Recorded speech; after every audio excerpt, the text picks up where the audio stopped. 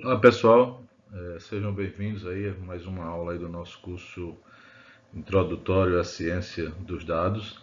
Hoje eu sinto em decepcioná-los, né? Eu tinha dito na aula passada que nós iniciaríamos os nossos primeiros conceitos da linguagem Python, né? E foi um engano meu. Hoje a gente começa a ver os conceitos de estatística. Uma boa notícia é que tudo que a gente vai falar aqui pode ser encontrado num livro de segundo grau, nada na aula de hoje, né? Essa parte serão duas aulinhas, eu deixei para a segunda parte alguns conceitos que são generalização desses que a gente vai falar hoje para muitas variáveis, né? Tudo que vai ser dito aqui é para uma variável, né? Uma dimensão. E aí a gente tem que estender essa ideia para N dimensões para que isso possa ser usado no nosso curso de ciência dos dados, tá ok? Então, assim, o que a gente vai ver hoje, né, apesar de ser uma área que quase todo mundo detesta, né, a estatística, mas são conceitos muito simples, muito básicos e todos eles vocês podem encontrar num curso de, do segundo grau, tá bom? Tá lá vocês deveriam ter visto, se não viram, sei lá, alguém cometeu um erro, né? Mas faz parte da ementa do segundo grau, se eu não me engano, terceiro ano do ensino médio. Tá ok? É, eu quero começar aqui falando as definições básicas, tá ok? População, amostra e variável. São os conceitos, os primeiros passos que nós temos que dar dentro da estatística, né? Então, uma população, apesar de ser uma palavra bem conhecida, né? Ela é usada aqui para descrever uma coleção completa de elementos que serão estudados. Então, a população para a gente, apesar dessa palavra se referir a pessoas, mas ela na verdade se refere a todos os elementos, né? A uma coleção completa de elementos de uma determinada espécie. Então, a população pode ser todos as possibilidades de um lançamento de um dado, ou pode ser todas as possibilidades, né? De uma moeda, né? Isso aí é a nossa população, ok? Quando na aula passada a gente falou sobre as flores, né? O banco de dados, ali seria a população, as flores, todas as flores, seria o que a gente chama de população, né? É uma coleção de elementos que passam a ser estudados, tá ok? Uma amostra seria, portanto, um subconjunto dessa população. Em geral, né, a ideia, essa população é uma coisa teórica, porque quase sempre a gente nunca tem toda ela, né? Então é impossível você fala da coleção de todas as flores, mesmo de uma espécie só, mas você nunca vai ter todas elas. Então, a amostra é o conceito mais usado por a gente, né? Necessariamente ele vai ser o mais usado porque ele é um subconjunto e no nosso caso o subconjunto vai ser o subconjunto finito, né? De elementos de uma determinada população, tá ok? O atributo é uma medida que descreve uma característica dessa população. Então, voltando para as flores, a gente resolveu medir aquelas nossas flores olhando para quatro características dela, né? Então, quando a gente transforma essas características em medidas, isso vai ser medido de alguma forma, então isso ali passa a ser um atributo. Essas duas palavras, atributo e característica, elas se confundem, tá bom? assim, em geral, nos textos científicos, em geral, se refere às duas coisas assim, sem fazer muita distinção, tá ok? Mas a distinção ela é bem sutil, né? Assim, por exemplo, uma característica poderia ser a cor da, da pele. E o atributo, ele seria assim, de que forma você vai medir a cor? Né? Se você vai medir a cor usando um número, então aquele número é o atributo usado para aquela característica. Tá ok? Você pode usar uma palavra para descrever uma cor, então amarelo, azul, né, verde, né? Então aí seria o atributo, né? Amarelo, azul e tal, seria o atributo para aquela característica. Então a característica é a cor. Atributos são os valores que você conseguiu atribuir para aquela característica. Tá bom? É bem sutilzinho, mas tem característica é uma coisa e atributo é outra coisa, né? Atributo é como se fosse um valor específico para aquela característica.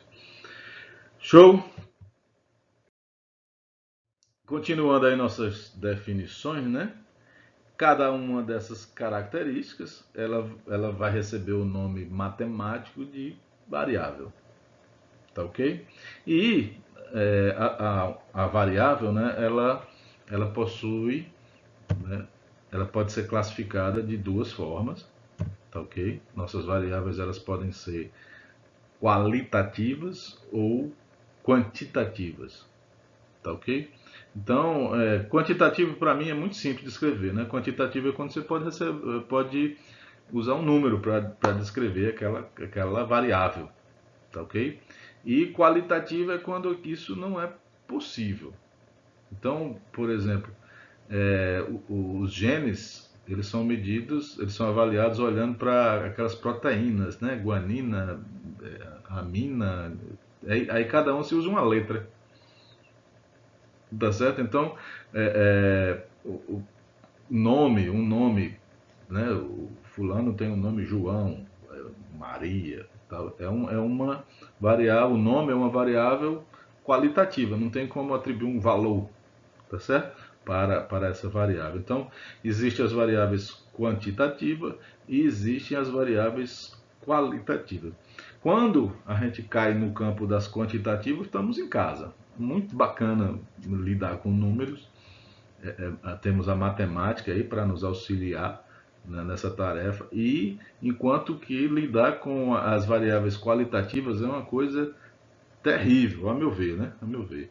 Mas o grande filão aí dos negócios é essa parte qualitativa. Então, por exemplo, o Google, né? Quando você coloca uma palavra lá e ela está errada, como é que ele primeiro ele sabe que você errou e ele ainda recomenda uma palavra que provavelmente é a que você queria colocar. Então veja, ele conseguiu de alguma forma ter uma noção de distância. A palavra distância, lá na computação não se usa distância, se usa medida de similaridade. Então, uma palavra está mais próxima, mais parecida com uma, ou menos parecida com outra. Então, ele consegue dizer o quanto isso está próximo ou não uma do outro, né? Para palavras. Hoje vocês pensem aí como é que ele fez isso. Eu conheço a função, como é que eles fazem isso. E na verdade tem que usar números no final da conta para dizer, assim, é uma espécie de distância entre palavras. Mas é muito bacana isso. Mas assim, no final das contas quem nos salva são os números. Né? Bom, mas isso fica para o futuro. Falando sobre as variáveis quantitativas, elas podem ser discretas e elas podem ser contínuas. Tá ok? Então, no nosso caso, a gente, né, vai lidar muito com as variáveis discretas para descrever, por exemplo, as possíveis classes de um determinado objeto. Então, as flores que a gente estudou, quais eram as possibilidades para nossas flores? Elas eram de três tipos. Então, você poderia, mesmo se você usasse números, né, chamasse o tipo a primeira de 1, a segunda de 2 e o terceiro tipo de 3, né, você teria três variáveis, uma variável que é discreta, tá? Ela só tem três possibilidades, 1, 2, 3. Tá ok? E a contínua, né, vocês conhecem muito, né, do cálculo. Uma variável contínua, ela admite uma coleção infinita de valores, mesmo que num intervalo que seja limitado. Então, no intervalo de 1 até 2 existem infinitos valores, caso a sua variável seja contínua, né? Eu acho que não tem muito a ser dito a esse respeito. As variáveis qualitativas, elas podem ser de dois tipos: nominal, né, para descrever nomes, e ordinal, quando é para descrever ordem, né? Primeiro, segundo, terceiro, por aí vai. Show? Bom, a ideia aqui no curso de ciência de dados é que a gente seja capaz de lidar com todas esse tipo de variáveis. Tranquilo? Seguindo adiante, né, a gente passa a falar agora da estatística propriamente, né? E aí a estatística, ela pode ser dividida em três partes, em três eixos, tá ok? A estatística descritiva, a probabilidade e a estatística inferencial. O que vem a ser a estatística descritiva? Ela tem por objetivo descrever ou sumarizar, né, os resultados obtidos, os dados obtidos de uma amostra ou experimento. Então, um exemplo disso, a gente poderia, por exemplo, quando se faz um censo, né, aí o censo ele pega uma determinada região, uma cidade, e ali ele tenta descrever, né, colocar algumas características daquele lugar. Então, por exemplo, ele pega, sei lá, uma favela do Rio de Janeiro. Aí ele vai lá e descobre que a grande maioria tem, por exemplo, pouco estudo, né? Ou a grande maioria morre antes dos 25 anos de idade, tá certo? Então é uma descrição. Ele tenta fazer uma descrição baseado numa leitura que ele fez, né, daqueles dados. Tá ok? A probabilidade, por sua vez, é uma teoria matemática, né, que é usada para estudar a incerteza, olha só, a incerteza de eventos aleatórios. Na verdade, a probabilidade, a gente vai se aprofundar um pouquinho mais, ela tenta dizer qual a chance, usando números, de uma determinada coisa, que é aleatória, acontecer. Tá? É uma ambição enorme. Eu confesso aqui que, assim, durante toda a minha vida eu tive uma ojeriza por estatística, justamente por essa coisa de tentar prever. Eu amava a matemática porque a matemática era exata, ela é perfeita, ela não tinha erro. E já a estatística, ela tinha essa coisa de ser uma estimativa, né, lidar com incertezas, né? E quando ela atribui um valor, aquele valor mesmo assim não é certo, não é exato, não é perfeito. Pode acontecer, pode não acontecer, né? E se acabei fazendo o meu doutorado nessa área e tive que vencer essa coisa que havia em mim contra a estatística. E hoje eu sou um fã da estatística. E a parte mais bonita da estatística é justamente lidar com essas incertezas, né? Estabelecer uma estimativa para algo que é aleatório, né? E como a gente pode ver nos exemplos que a gente já falou, vários aqui, funciona, né? Funciona. Apesar de você, quando você entra na Amazon, né, você coloca lá o título de um livro, aí logo abaixo ele diz, olha, você provavelmente vai gostar desse. Não, rapaz, é batata. Você bota um livro lá, ele parece que adivinha. Ele está chutando ali, ele está usando estatística para fazer né, uma probabilidade de um evento. E na maioria das vezes, né, ele bota lá 10, 15 livros, uma boa parte desses livros você vai gostar. Tá? E a estatística inferencial, ela cuida de inferir, né? Ela tenta adivinhar. Então, por exemplo, quando você, é, é, quando você faz uma pesquisa política, uma pesquisa de opinião de voto, né? Eles pegam uma amostra da população do país, e se você observar, é uma amostra bem pequena, e pergunta às pessoas em quem vai votar, e usando esse poder inferencial que ela tem, ela diz, olha, fulano tem tantos por cento, uma margem de erro, ó, e é uma margem de erro bem pequenininha. Tá? E eu já cheguei a duvidar, assim, se você pegar, por exemplo, uma consulta pública, ela tem, quando muito, 3 mil, 5 mil pessoas que foram ouvidas. Aí você pega assim, o que é 5 mil num universo de 110 milhões?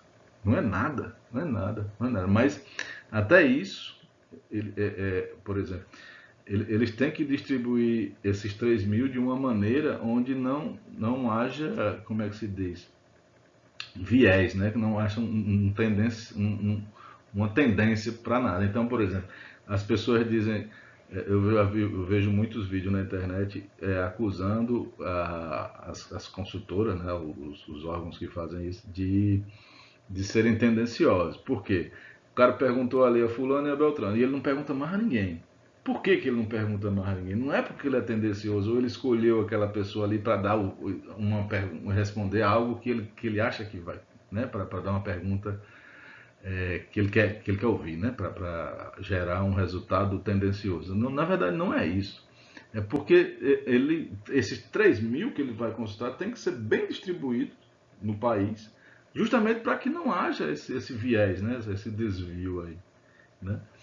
E aí eu já cheguei a desconfiar que isso não funcionasse, mas existe um teorema, olha só, que garante que sendo feito dessa forma, mesmo a quantidade sendo bem pequena, esse resultado é confiável.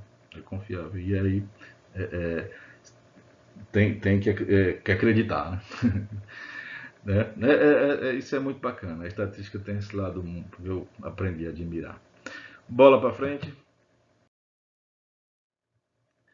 E aí, veja, dois conceitos que são bastante utilizados é o de espaço amostral e um evento, né? Então, o espaço amostral ele é o conjunto formado por todos os resultados possíveis, né, de um experimento aleatório. Então, por exemplo, jogar um dado. Quais são todos os resultados possíveis em jogar um dado? Então, você tem 6 possibilidades, né? Pode dar um, pode dar dois, três, quatro, cinco, seis. Ok? Qual é o espaço amostral de você jogar uma moeda para cima? Então só tem duas possibilidades, ou é cara ou é coroa. Então o espaço amostral é um conjunto formado por todos os resultados, veja, os resultados possíveis de um experimento. Então você vai realizar um experimento, esse experimento tem as possibilidades de dar isso ou aquilo, junta tudo, isso você tem o espaço amostral. O que vem a ser um evento? Um evento é um subconjunto disso. Tá ok? E essas duas coisas juntas é o que define a probabilidade. O que a probabilidade vai fazer? Você tem um evento e tem o espaço amostral. Você quer saber o que? Qual é a possibilidade, quais são as chances que esse evento possa acontecer. Né? Já que você tem esse conjunto de possibilidades, que é o espaço amostral, e tem um evento que é, né, um subconjunto, ou seja, uma ou mais dessas possibilidades que você tem lá dentro do seu espaço amostral, qual é a possibilidade disso acontecer? Isso a ideia é determinar qual é a chance, né? Como é que a gente vai medir chance, tá ok? Então veja, essa probabilidade, essa medida para descrever a chance de algo acontecer, de um evento acontecer, né? Na verdade, é uma função que a gente vai chamar de P, tá ok? E essa função ela atribui um valor numérico. Esse valor aí a chance, né? Que um determinado evento que está dentro de um espaço amostral, tá ok? Tende a acontecer. E aí, veja, como é que ela tem três características, essa função.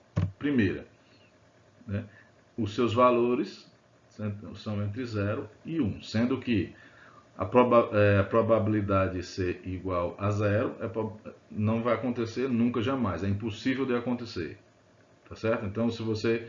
a probabilidade, o P de A deu 0, significa que A nunca vai acontecer.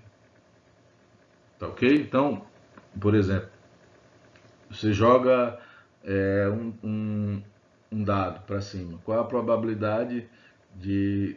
É complicado, né? De dizer uma das coisas que nunca vai acontecer.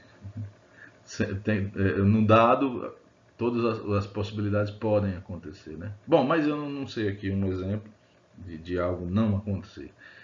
Mas quando a P de A ser igual a 0, é justamente isso, né? A chance disso acontecer é nenhuma. Tá ok? E 1 é 100% de chance. Então, você qual é a probabilidade de dar um valor entre 1 e 6? 100%. Tá bom? Uma probabilidade de dar 0, qual a probabilidade de dar 1 e 2 ao mesmo tempo? Não vai acontecer nunca. Tá ok? Então,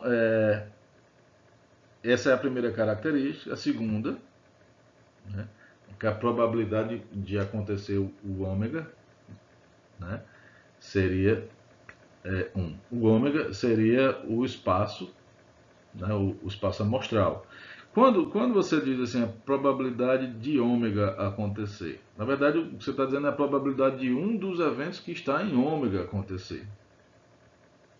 Ok? Então, por exemplo, quem seria o conjunto ômega no lançamento de um dado? Então seria 1, 2, 3, 4, 5, 6. Então quando você diz P de ômega, você não está dizendo, você não está, significa qual é a probabilidade de acontecer um dos eventos que está em ômega. Então qual a probabilidade de acontecer 1, ou 2, ou 3, ou 4, ou 5, ou 6? Probabilidade 100%. Tá ok? É ou, não é i. Tá ok? Tá? E por fim, se você pegar o seu conjunto, o seu espaço amostral, ômega, e quebrar ele em vários conjuntinhos, eu estou chamando aí de AJ, esses conjuntos sendo disjuntos. Disjuntos significa que não há interseção entre eles. Tá bom? Então, a probabilidade de você somei, essa soma aí significa juntei todos os meus conjuntos.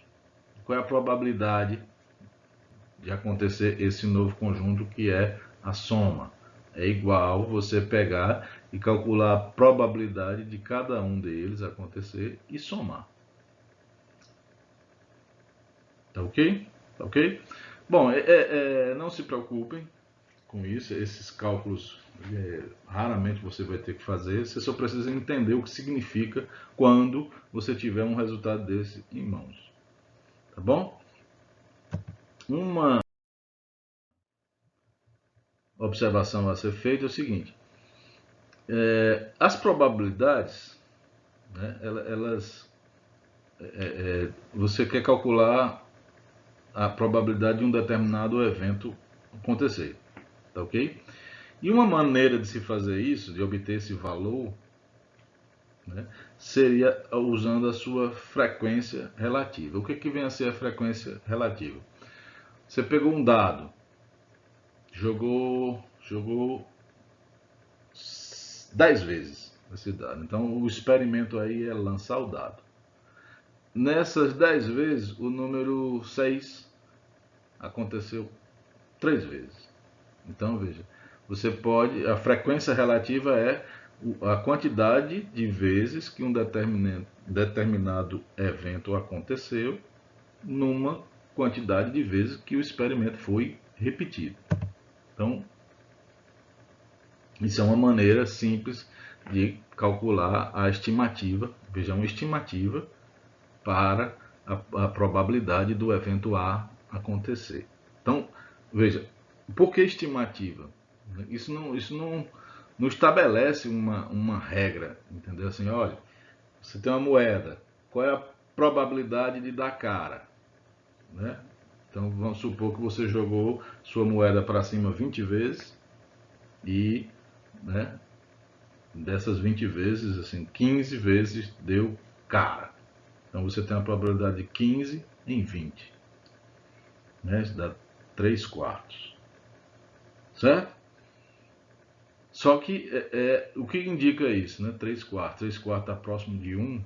Então você tem uma chance muito grande de que A aconteça.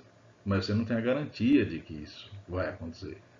Tá bom? Por isso que a gente chama, é uma estimativa, é uma esperança de que algo vai acontecer, mas não garante, né, que não tem 100% de certeza. Tá bom? A não ser que esse valor aí desse 100%. Mesmo assim, se você jogar uma moeda 10 vezes e todas as 10 der cara, né, não significa que na 11ª vai dar cara, infelizmente, né? Mas a chance, a probabilidade é muito grande, tá bom? Um teoremazinho que vocês devem se lembrar lá do segundo grau, né? É a probabilidade da união. O que significa A união B? Você criou um novo espaço amostral. A é um espaço amostral, B é um outro espaço amostral, e você juntou os dois para formar um novo conjunto amostral.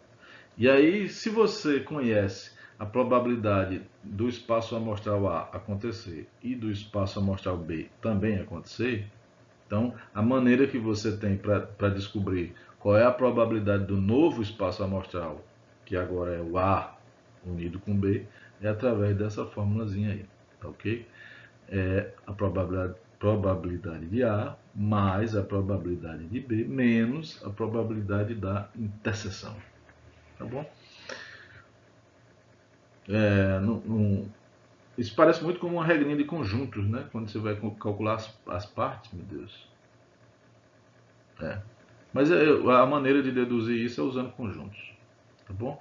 A interseção entrou 2 vezes, por isso que você subtrai aí a interseção. Então fica a probabilidade de A mais a probabilidade de B menos a interseçãozinha que ficou no meio. Bacana? Bom, estamos chegando já no finalzinho do que eu tinha para dizer hoje, tá? E o que é essencial assim para a ciência dos dados e para nossas inferências no futuro é o que a gente chama de probabilidade condicional. O que é a probabilidade condicional? Você quer saber qual é a probabilidade de um evento acontecer sabendo que um outro já aconteceu. Tá bom? Então, eu não vou conseguir dizer para você como é que se chegou a essa resultado, essa fórmula aí, é um teorema, tá ok? Mas aceitem que essa barrinha aí do lado esquerdo, né, a probabilidade de A barra B, significa assim, a maneira de ler, né? Qual é a probabilidade de A acontecer, dado, essa barrinha, toda vez que você lê ela, você chama assim, dado que B já aconteceu. Tá bom? A fórmula para calcular isso aí vai ser a probabilidade da interseção de A e B dividido pela probabilidade de B, isso se a probabilidade de B for maior que zero. É necessário que, tá, isso aconteça. Aí algumas consequências desse teorema são assim, imediatas. Por exemplo, você pode pegar o P de B, passar para o outro lado. Então você tem uma probabilidade para calcular a interseção, uma fórmula para calcular a interseção, tá ok? E quando você tem o seguinte, a probabilidade de A, dado que B aconteceu, for igual à probabilidade de A, significa que o B não influi. Então, ou seja, você descobriu que os eventos A e B não têm relação um com o outro. Isso é uma das consequências desse teorema. Mas a consequência imediata desse teorema é um outro teorema muito famoso que diz o seguinte, olha, suponha que você tem C1, C2, CK, são K eventos, tá? E esses K eventos, são conjuntos que formam a partição do seu espaço amostral. Significa o quê? Você pegou o seu espaço amostral e quebrou ele em vários conjuntos, tá bom? Esses vários conjuntos, assim, cada conjunto não tem interseção um com o outro, tá bom? São disjuntos, tá certo? E supondo que você saiba quais são as probabilidades de cada um desses conjuntos acontecerem, tá bom? E aí você tem como responder uma pergunta que seria a seguinte, olha, qual é a probabilidade de um evento A? Que evento A é esse? Tá bom? Ele seria um evento qualquer do conjunto ômega. Tá bom? E aí, veja, a fórmulazinha, ela vem da forma anterior, tá? Da probabilidade condicional. Então, a probabilidade de CI acontecer, dado que A já aconteceu, né, vai ser a probabilidade de CI, interseção com A, dividido pela probabilidade de A, desde que a probabilidade de A seja maior que zero. Pronto. Isso aí é o teorema de Bayes. Meu doutorado é em cima desse teorema. Só que, veja, o que isso está dizendo para a gente? Quando você pegou o conjunto ômega e você quebrou ele em C1, C2, Cn, você está separando o seu conjunto nas classes que você tem. Então, vamos voltar para as flores, tá bom? Então, você tem um banco de dados formado por flores, tem 150 flores lá. Ali dentro daquele conjunto, você tem 3 tipos de flores. Então, você vai separar as suas flores no seu conjunto em 3 conjuntos. Num conjunto você vai colocar as flores do tipo 1, no outro conjunto você vai botar as flores do tipo 2 e no outro você vai colocar as flores do tipo 3. Então você ficou C1, C2, C3. Tá ok? Aí o que está sendo esse evento A aí seria assim, o A é uma flor desconhecida. E aí, o que você está fazendo é o seguinte, qual é a probabilidade da flor A estar no conjunto CI? Então essa fórmula aí te dá um número para dizer, se você souber calcular essa fração aí, essa fórmula te dá um número que vai dizer qual é a probabilidade, né? Quando você diz qual é a probabilidade de acontecer CI, dado que A aconteceu, ou seja, qual é a probabilidade de A estar dentro do conjunto CI. E aí você pode fazer esse cálculo aí 3 vezes. Qual é a probabilidade de C1, dado que A aconteceu? Qual é a probabilidade de C2, dado que A aconteceu? Qual é a probabilidade de C3, dado que o A aconteceu? Aí você vai ter 3 valores. Pela regrinha da função de probabilidade, a soma desses 3 valores tem que dar 1. Tá bom? E aí o que acontece? Você vai dizer, uma maneira de dizer, né? Para o que serve esse teorema. A qual conjunto pertence a flor A, o evento A? Uma maneira, a gente chama de regra de decisão. Uma maneira de dizer a qual pertence é o que deu probabilidade maior.